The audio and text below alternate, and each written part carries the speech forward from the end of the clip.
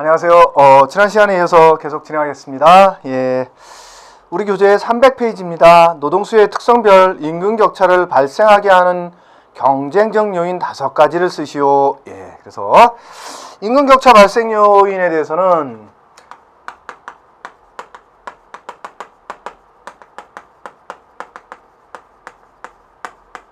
첫 번째는 경쟁적인 요인도 있고 비경쟁적인 요인도 있다.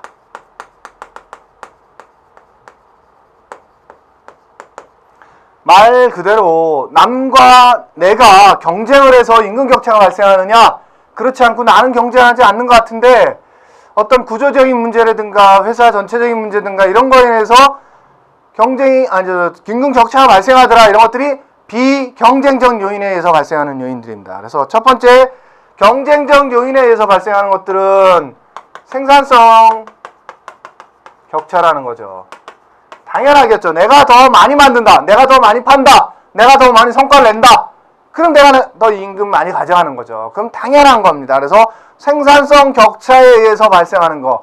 경쟁한다라는 거죠. 내가 남과 경쟁을 해서 더 많이 받아가는 거예요. 그래서 첫 번째가 경쟁적 요인에 의한 것 중에서 생산성 격차가 첫 번째 요인이고요. 두 번째는 임금 보상 격차예요.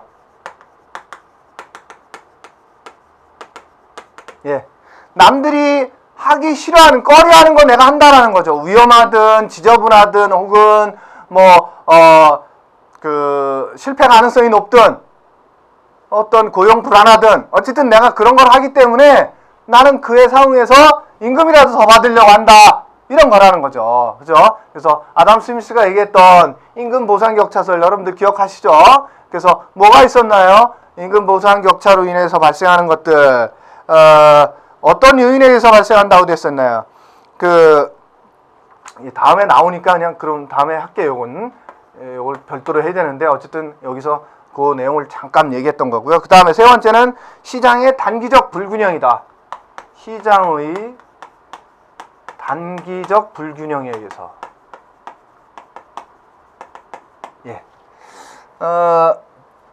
어떠한 것들이 있다. 예를 제가 한번 들었던 적이 1차에선 있었는데 이런 거죠. 예를 들어서 최근 들어서는 그런 문제들이 있었어요. 그래서 아주 최근에는 없는데 이게 이제 스마트폰이 활성화될 때, 그전에는 스마트폰이 없을 땐 뭐예요? PC에 대한 것들만 있다 보니까 여기 PC에서 쓰는 프로그램들 있죠. 그것만 있었어요. 근데 스마트폰이 활성화되다 보니까 이 스마트폰에서 쓰는 프로그램들 있잖아요. 이것들을 만들고 할 수 있는 사람들이 단기간에 굉장히 많이 필요했다라는 거죠. 왜? 스마트폰이 폭발적으로 증가를 했기 때문에. 한때 그랬잖아요. 그래서 모바일 프로그래머가 굉장히 필요했는데 시장에는 예를 들어서 100명이 필요한데 10명밖에 없더라는 거죠. 그럼 이 사람의 몸값들은 어떻게 되겠어요? 그냥 급등하는 거죠. 불어오는 게 값인 거예요. 100명 이상이 필요하대. 근데 10명밖에 없어. 시장에 할 수 있는 사람이. 그럼 어떻게 돼? 100개 회사에서 10명한테 와가지고 우리한테 와. 그럼 내가 연봉 네가 원하는 대로 줄게만. 이런 식으로 된 거죠. 이런 것들이 시장의 단기적 불균형에 의해서 발생하는 거예요. 내가 이 모바일 프로그래머라는 것을 할 수 있었기 때문에 남들과 경쟁해서 이겼다라는 거죠. 그래서 임금 격차가 발생할 수 있었다라는 거예요. 그 다음에 인적 자본량의 차이. 당연하겠죠, 이건. 홍길동이는 석박사예요. 석사를 따서. 홍길동이는 석사야. 김계동이는 고졸이야. 그럼 당연히 이 사람에게 연봉이 높겠죠. 당연한 거 아닙니까? 이게 인적 자본량의 차이에 의해서 발생하는 거죠. 그 다음에 마지막으로 기업의 효율임금 정책으로 만들어진 고임금 경제 상황에서의 노동수요. 기업의 효율임금 정책에 의한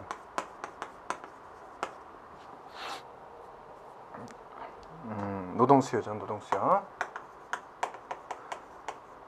이게 효율임금 정책은 경쟁 요인일 수도 있으면서 비경쟁 요인에 속하기도 합니다. 그래서 어쨌든 효율임금 정책을 쓰는 것은 뭐냐, 효율임금 정책이 뭐냐부터 그럼 간단하게 얘기하면, 자, 시장임금보다 훨씬 많이 주는 게 효율임금이에요.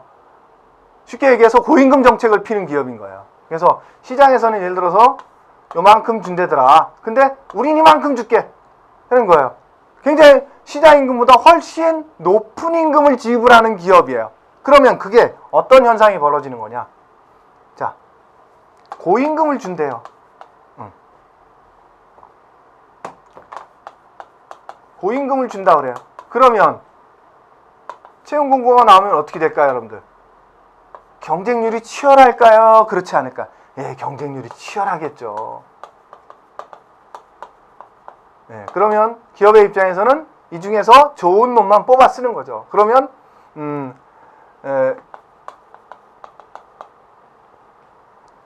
뭐 이런 식의 표현이 조금 그렇긴 한데, 어쨌든 그냥 양질의 인력을 채용하는 거죠. 그럼 이 사람들이 어떻게 돼요? 질이 높은 사람들이니까 생산성을 높여주겠죠. 생산성을 높이면 어떻게 되는 거야? 기업 이윤이 증대하는 거죠. 그러다 보니까 이게 어떻게 돼요? 다시 근로자한테 고임금을 줄 수 있는 지불 능력이 높아지는 거야. 이렇게 선순환이 된다라는 거예요. 그래서 일반적으로 시장에서 주는 임금보다 우리는 훨씬 많이 줄 테니까 우리한테 와, 이런 식으로 뽑는 거. 대부분 어디서 해요? 대기업이나 잘 나가는 기업 중에서 그런 거 하는 거죠. 예. 그래서 주로 이제 대기업에서 이런 걸 피는 거죠. 그러다 보니까 여기서 제가 뭐라 했어요? 경쟁률 치열한데 그걸 뚫고 들어갔어 내가. 그러면 경쟁한 거야 아닌 거야? 경쟁한 거죠. 근데 경쟁해서 들어갔는데 이미 들어갔어. 들어간 사람이라면 내가 다른 기업에 있는 사람하고 경쟁하지 않는 거야. 근데도 자꾸 임금 격차가 발생을 해. 그래서 비경쟁 요인에도 또 들어가는 거야 이게. 아시겠죠? 그래서 자, 비경쟁 요인. 그래서 사실은 요 문제는 우리 교재에서 쓴 것처럼 기업의 효율 임금 정책으로 만들어진 고임금 경제 상황에서의 노동 수요, 이런 얘기가 여기서 들어가 줘야 돼요. 그래야 맞는 거예요. 그래서 비경쟁적인 요인에 의해서도 첫 번째는 여기는 기업의 효율 임금 정책이에요.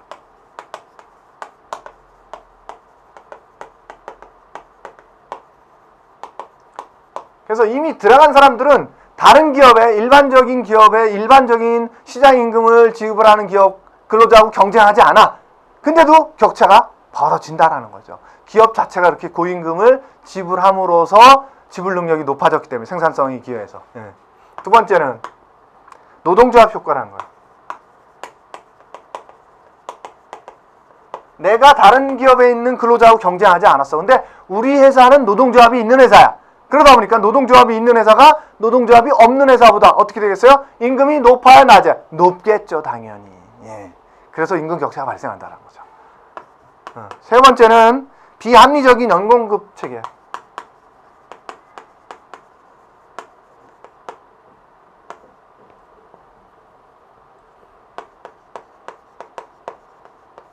그래서 자, A기업은 그렇지 않은데 B기업은 연공제를 쓰는 거예요. 연공제.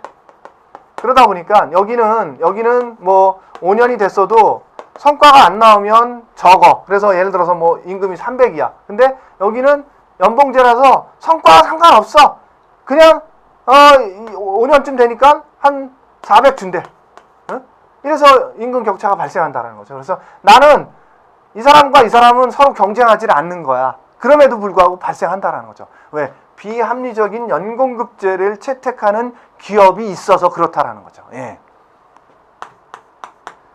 다음은 독점 기업의 이윤 재배당.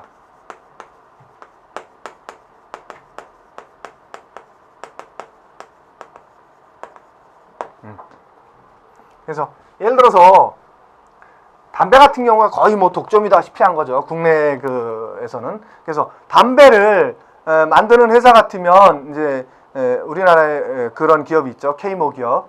그 기업 같은 경우 이윤을 많이 남기겠죠. 그럼 어떻게 돼? 그렇지 않은 독점 기업이 아닌 완전 경쟁하는 기업과의 근로자의 임금 격차가 발생할까요? 안 발생하겠죠. 왜?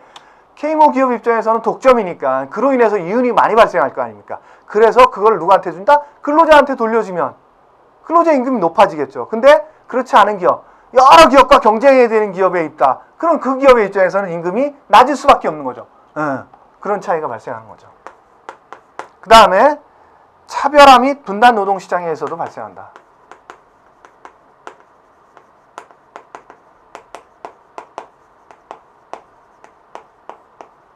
네. 차별은 여러 가지도 있어요.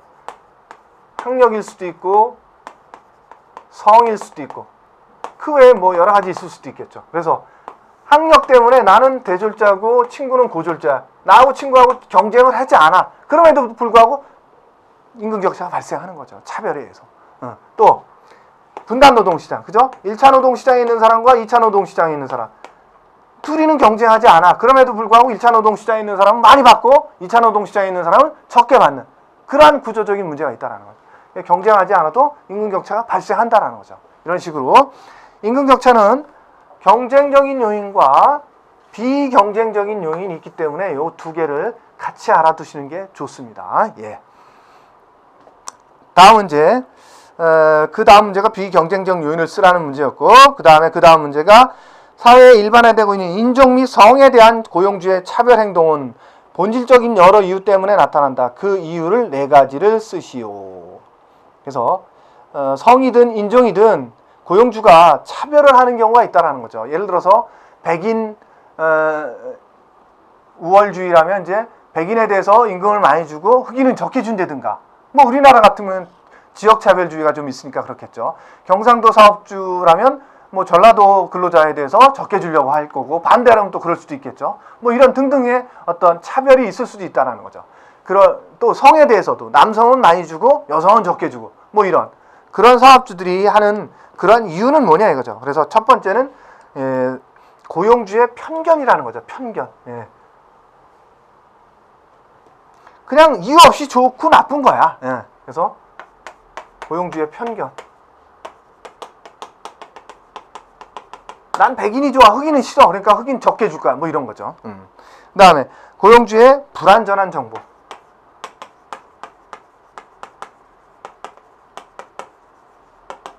그래서 뭐 남자는 생산성이 높을 거야, 여자는 생산성이 낮을 거야 라는 생각을 어디서 주워 들었어. 근데 실제로 언론 같은 데서 발표되는 거 보면 남녀의 생산성 차이는 별로 없다고 합니다. 똑같은 학력이고 똑같은 뭐 경력 정도라면 생산성 차이가 그렇게 발생하지 않는다고 그래요. 근데 그걸 모르고 남자가 훨씬 더 잘하겠지, 뭐 그래서 남자 더 주는 거야, 뭐 이런 식의 생각들이 잘못됐다라는 거죠. 그 다음에 피고용자의 편견도 피고용자의 편견. 이거죠. 백인 근로자와 흑인 근로자들이 있다면 백인 근로자가 많은 사회에서는 흑인 근로자를 무시하는 거죠. 그래서 쟤들 앙따시키자 뭐 이런 식으로 해서 그러면 흑인 근로자들이 어려워지겠죠. 그러면 임금이 점점 떨어지는 거죠. 마찬가지죠. 반대의 경우 그럴 수도 있는 거죠. 그래서 피고용자의 편견이 있을 수도 있다는 거죠. 그 다음에 차별화 및 소비자의 편견도 있을 수 있다. 소비자.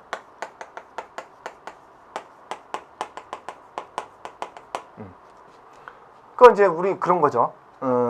중국산에 대한 거, 국산에 대한 거 이런 거죠. 그래서 똑같은 가격이면 저 중국산이잖아. 그런 편견이 있는 거죠. 그러니까 소비자에 의해서 편견이 발생하면 그 편견에 의해서, 그러니까 마찬가지인 거죠. 소비자 입장에서는 그러니까 뭐 예를 들어서 엘모전자와 S전자가 있다면 S전자가 거의 80%의 점유율, 엘모전자는 20%의 편견, 점유율. 그러니까 여기에 대한 편견을 더 많이 갖고 있으니까 여기를 훨씬 더 많이 팔아주면 어떻게? 임금도 당연히 차별이 발생하겠죠. 여기 근로자들이 훨씬 더 임금을 많이 받겠죠. 당연한 거죠. 그런 이유가 있을 수 있다라는 거죠. 다음은 일반적으로 선진국의 임금 수준은 후진국보다 높다. 예, 당연하죠. 선진국이 높죠, 임금이. 이러한 현상을 초래하는 이유를 3가지를 쓰시오. 이러한 문제들은 사실 교재에 안 나오는 문제들이죠. 그러면 여러분들이 교재에 없던 거니까 어떻게 써? 막 이런 식으로 고민할 거예요. 예를 들어서 이런 류의 문제들이 또 나온다면 그러면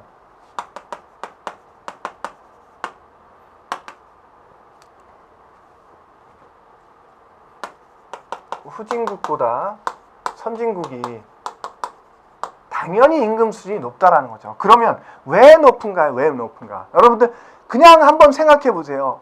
정답을 보기 전에 여러분들이 그냥 어차피 시험 보러 가면 백지예요. 이제 백지니까 거기다 써야 되는데, 자, 후진국에 비해서 선진국이 당연히 임금이 높은데, 그러면 후진국에 비해서 선진국이 잘 돼 있는 것들이 뭐가 있느냐, 혹은 격차가 벌어지는 것들이 뭐가 있느냐, 임금 외에도 이런 것들을 생각해 보라는 거죠. 첫 번째는 뭐가 잘 돼 있겠어요? 교육이죠, 교육. 두 번째는 뭐가 잘 돼 있겠습니까? 예. 뭐가, 여러분들 생각해 보세요. 두 번째는 뭐가 또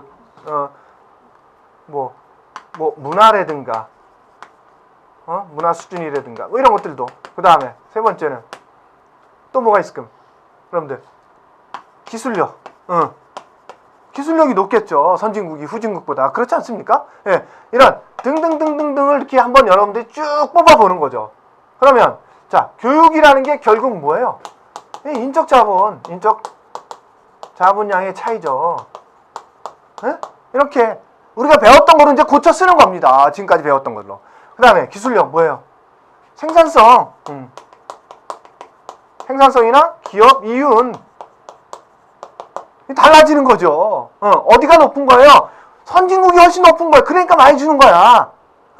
그 다음에 우리 그거 외에도 우리 임금 수준을 결정할 때 뭐 갖고 결정하라 그랬어요? 첫 번째는 생계비, 두 번째는 인적 자본량 차이도 있었고, 그 다음에 세 번째는 또 뭐 있었습니까? 예, 사회 일반 수준, 그 다음에 생산성, 그 다음에 또 뭐 있었습니까? 또 뭐가 있었나요? 예, 갑자기 기억이 안 나. 하여튼 등등등등 나오죠. 이런 것들이 결국은 여기서도 똑같이 나타난다는 거죠. 그러면 후진국에 비해 선진국이 물가가 어떨까요? 물가 수준이 비싸겠죠. 예, 물가가 비싸다. 그러니까 이 물가가 비싸다는 건 생계비가 그만큼 많이 필요하다는 거잖아요. 그래서 생계비 수준에 맞춰서라도 많이 줘야 되는 거죠. 물가 수준이 비싸니까. 그 다음에 지금 얘기했던 교육을 많이 받았으니까 인적 자본량의 차이. 그 다음에 사회 일반적인 수준. 다른 기업에서도 많이 준다라는 거죠. 그러니까 나도 많이 줘야죠. 선진국에서 많이 주니까. 그 다음에 생산성이 훨씬 더 선진국이 높겠죠. 이렇게 머릿속에 한번 그려본 다음에 그것들을 이렇게 차곡차곡 정리해서 쓰세요. 그런 것들을 지금부터 해보셔야 돼요. 어차피 2차 시험 가면 1차 교재에 어떤 생뚱맞은 문제들이 분명히 한 문제 나오는 경우도 있습니다. 그럴 때를 대비하시라는 거죠. 네. 자, 그래서 우리 교재에는 뭐가 되어 있나 봅시다. 첫 번째, 선진국의 소비 수준과 물가 수준이 높아서 최저 생계비 수준이 비교적 높다라는 거죠. 예. 그 다음에 두 번째, 선진국의 노동 생산성이 높기 때문에 기업의 지불 능력도 높다는 점이 이유가 된다. 예. 선진국의 경우 노사관계에 있어서 노동조합 조직률. 예, 지금 여기 빠진 거 하나 있는데 노동조합. 예.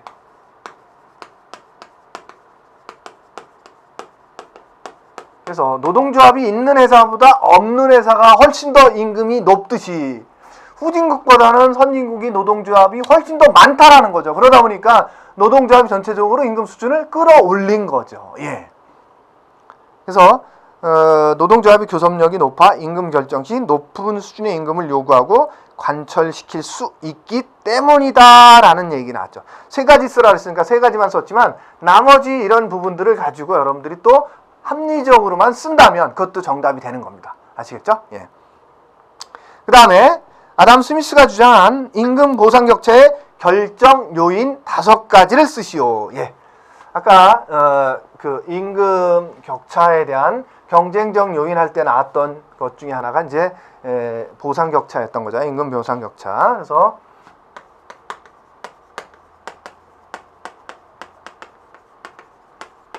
말 그대로 남들이 하기 싫어하는 싫어하거나 꺼려하는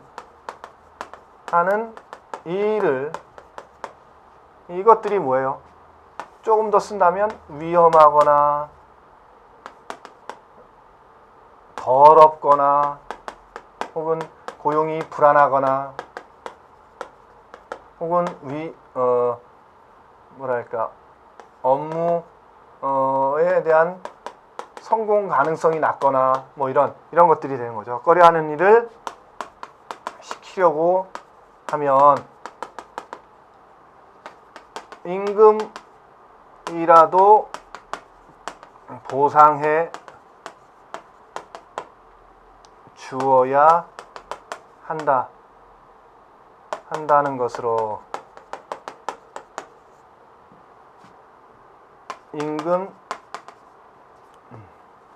임금으로라도 보상해 주어야 하기 때문에 보상해 주어야 하기 때문에 임금 격차가 발생한다는 거죠. 이게 임금 보상 격차라는 거죠. 다른 건 위험하기 때문에 그거에 상응하는 임금으로라도 많이 주라는 거예요. 그래서 그게 첫 번째가 이제 어떤 것들을 위해서 발생하느냐? 고용의 안정성. 그죠? 두 번째는 직업의 쾌적성.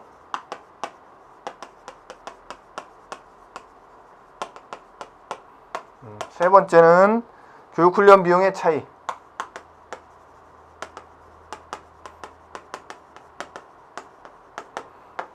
네 번째는 책임의 정도. 다섯 번째는 성공이나 실패 가능성 여부. 그래서 이런 것들 때문에 발생한다는 거죠. 쉽게 얘기해서 예를 들어 보면 공무원과 구급 공무원과 프리랜서 프로그래머가 있다.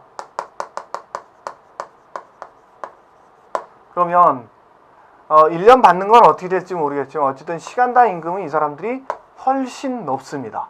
왜냐하면 고용이 불안하기 때문에 훨씬 더 많이 요구한다는 거죠. 네. 그 다음에 직업의 쾌적성. 예를 들어서 광부와 그냥 생산직이 있다면 광부가 훨씬 더 많이 받습니다. 시간당 임금으로 본다면. 왜? 직업이 굉장히 쾌적하질 못해. 그런 거죠. 그 다음에 교육훈련 비용의 차이. 예를 들어서 의사와 간호사가 있다면 의사가 교육훈련 비용이 훨씬 더 많이 들어갔어. 그래서 임금을 많이 받는다는 거죠.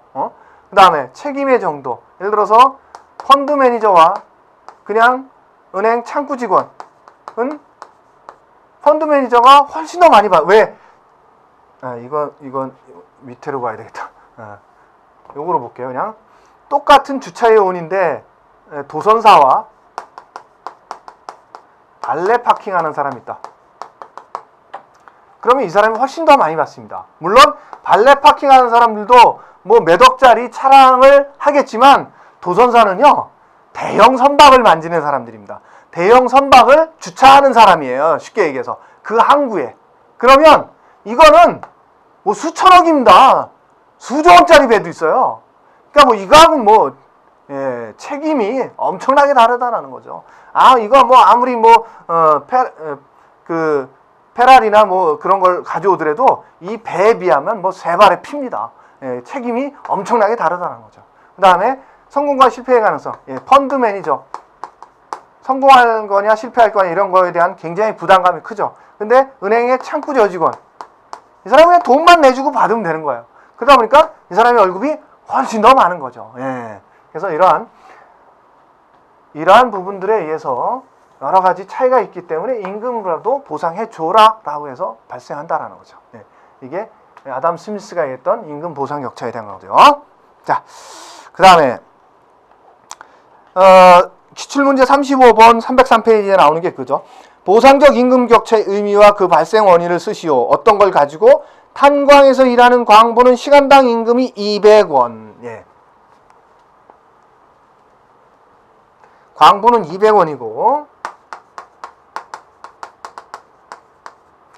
그 다음에 봉제 직원, 공장 직원은 100원이다.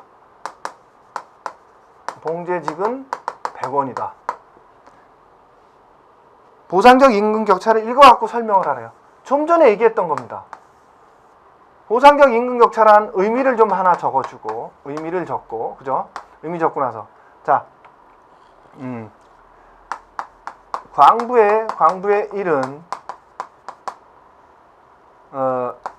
쾌적하지 못하는 거죠. 열악한 거죠. 열악한 근로 환경. 광부의 일은 열악한 근로 환경에서 일함으로 임금이 높고, 봉제 공장에 봉제 만드는 사람은 그래도 조금은 광부보다는 이라고 했다. 광부보다는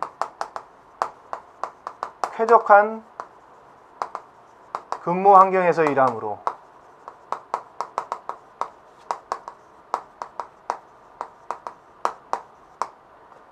임금이 낮아도 되는 것이다. 이렇게 적어놓고 이러한 마지막으로 이제 그래서 광부의 일이 힘들고 근무 환경이 열악함으로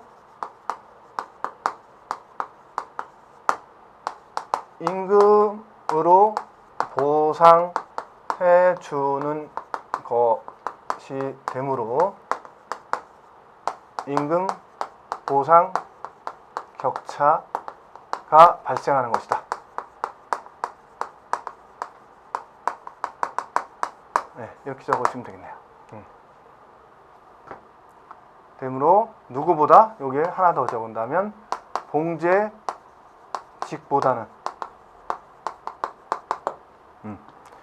그렇게 적어주면 될 것 같습니다. 예, 그래서 지금 이 예문을 갖고 적으라는 거예요.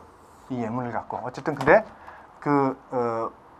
보상적 임금적 보상 격차에 대한 의미를 한번 적어주고 나서 이러한 현상을 줬고 그로 인해서 이러한 것들이 발생한다라고 결론적으로 한번 더 적어주는 게 훨씬 더 좋을 것 같습니다. 이해되시죠?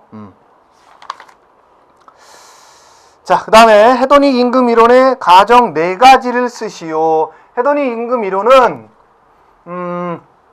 시카고대 로젠 교수가 얘기했던 거죠. 근데 해독 임금 이론은 쉽게 얘기하면 보상적 임금 보상 격차를 자꾸 제가 좀 헷갈리네. 임금 보상 격차를 임금 보상 격차 발생 요인 중 작업의 쾌적성 부분을 강조한 거예요. 그래서 특히 산업재해 위험,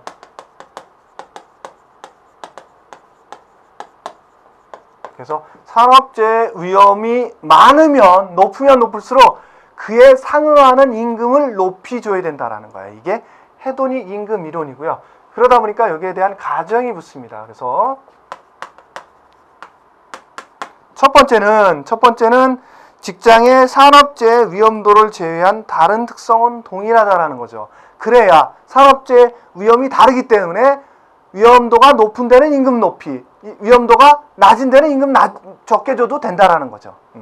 그래서 산업재해 위험만 다르고 다른 조건은 동일하다는 가정을 하겠다라는 거죠.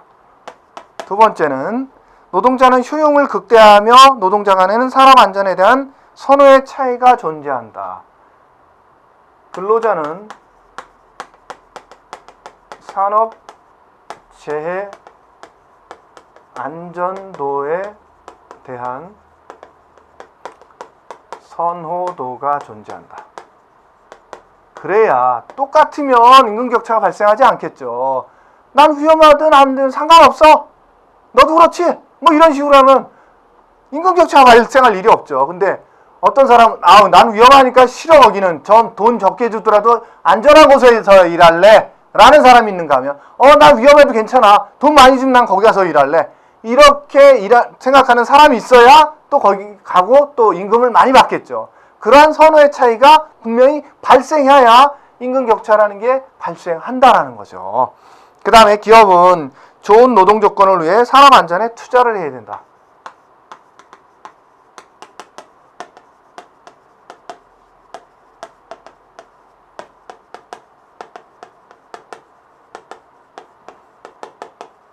결국 기업이 산업 안전에 투자를 해서 위험도가 낮아졌다. 그럼 어떻게 돼? 임금도 이제 비싸게 주지 않아도 된다라는 거죠. 그 대신 이게 안 돼 있다. 그러면 임금 비싸게 줘야 되는 거죠. 예, 마지막으로 노동자는 정확한 직업 정보를 갖고 있고 직업 간 자유롭게 이동할 수 있다. 예, 노동 이동이 자유롭다. 그래야 위험도가 높은 데에서 위험도가 낮은 데로 옮겨가거나 혹은 낮은 데서 높은 데로 옮겨가거나 이런 것들이 있음으로 해서 위험도가 높은 데는 뭐한다? 임금을 많이 준다. 이렇게 간다라는 거죠. 예. 자, 그래서 오른쪽 페이지에 보충 나와 있죠. 해독 임금 이론의 개념에서 시카고 대학 로젠 교수가 주창한 이론으로 해독 임금이란 고통스럽고 불유쾌한 직무에 대해서 노동자의 고통과 불유쾌한 직무 특성에 대한 보상 요구를 반영한 시장 임금 수준을 뜻하거나 또는 편하고 쾌적한 직무에 대해서는 노동자가 누리는 편함과 쾌적함이라는 직무 특성에 대한 대가 지불을 반영한 시장 임금 수준을 말한다. 결국은 고통스럽고 불유쾌한 거에 대해서는 임금이 높아야 되는 거고 거기에 맞춰서 편하고 쾌적한 거에 있어서는 낮게 줘도 무방하다. 뭐 이런 식의 얘기를 했다라는 거죠. 그게 이게 해독 임금 이론이라는 거예요. 그 다음에 기출 36번 이제 계산 문제가 좀 나오네요. 다음과 같은 조건 하에서 적정 임금 상승률을 계산하시오. 예.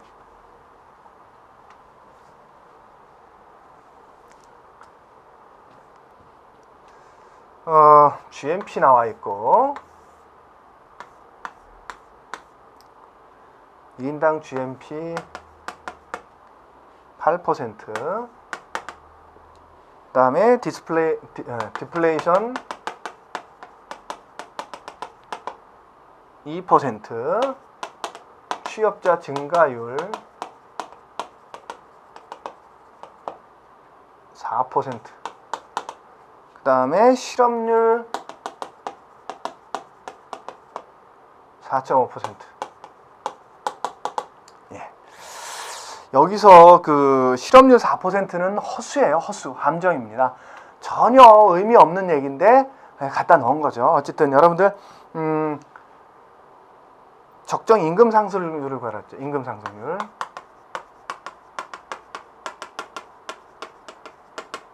자, 여러분들 생각을 해보세요. 작년에 예를 들어서 100만 원을 줬어요. 뭐 예를 들어서 2014년도에 100만 원이었다. 근데 생산성이 1인당 예를 들어서 100개를 만들어내는 거였다. 근데 2015년에 오니까 1인당 뭐 150개를 만들어내더라. 그러면 여러분들 입장에서는 150만 원 줘도 되지 않다는 생각을 하겠죠. 예, 그게 이제 생산성이 높아진 것만큼 올려주겠다 이런 생각을 갖는 거죠. 결국은 경제 성장률, 생산성이라는 게 결국 경제 성장률과도 맞떨어지는 거죠. 그러다 보니까 첫 번째 임금 상승률에 있어서는 경제 상승률이 들어가요. 그래서 첫 번째 적정 임금 상승률은 실질 경제 성장률, 경제 성장률이라고 얘기하면 돼요. 경제 성장률은 그래서 경제가 발전하는 것만큼 임금도 좀 올려줄게 이런 식의 얘기가 가능하다라는 거죠. 거기다가 소비자 물가 상승률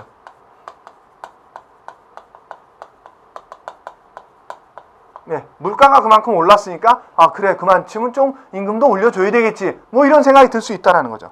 거기에 이제 뭘 해야 되느냐 취업자 증가율은 빼주라는 거죠.